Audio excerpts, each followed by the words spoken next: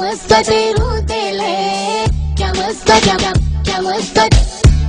toate rudele să uite la OTV, o să joace pe manea ăia de la CNA.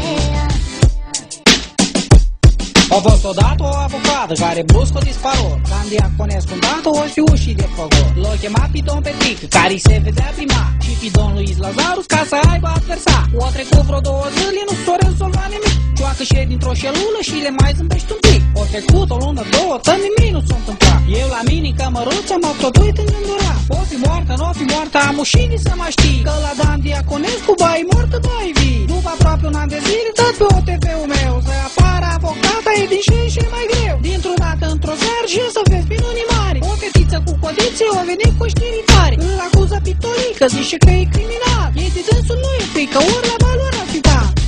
Cheamă-ți toate rudele să uite la OTV, că o să joace pe manea ăia de la CNA. Cheamă-ți toate rudele să uite la OTV, că o să joace pe manea ăia de la CNA.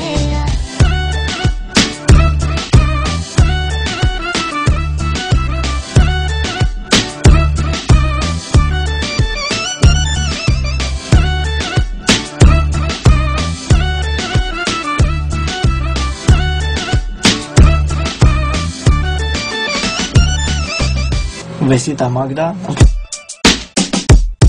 S-a zisat vor la măgâța că e tare frumușică, dar se pune o întrebare și ne facem cu o jică. Că o jică e cam însul toată ziua după ea, pe când să te întâlnești cu măr la hop și el în fața ta. Ionescu într-o seară o făcut o piesă rock, dar la ăia de la Ama nu le-au plăcut deloc. Și s-au pus cu toți îndată de la mic la îl mai mare și-o ieșit într-o secundă o manea frumoasă tare. Și trăiesc numai zilele, să sapă inimii mele și fac tot ce zice ea, numai din cauza ta. Ce mai place la măgâța? Mândra e măgâța mea. O chemat-o și pe bună ca să joace pe mânea. Astă seară, seară mare și o să iasă cu scântei. Dacă o superi pe măgâța, te trimite în puii ei. Gâță cântă bine, cu pe toți ne-au învățat. Dacă cântă și măgâța, e sărit adevărat.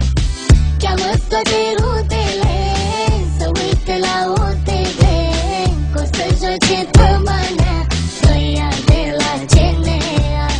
Cheamă-ți toate rudele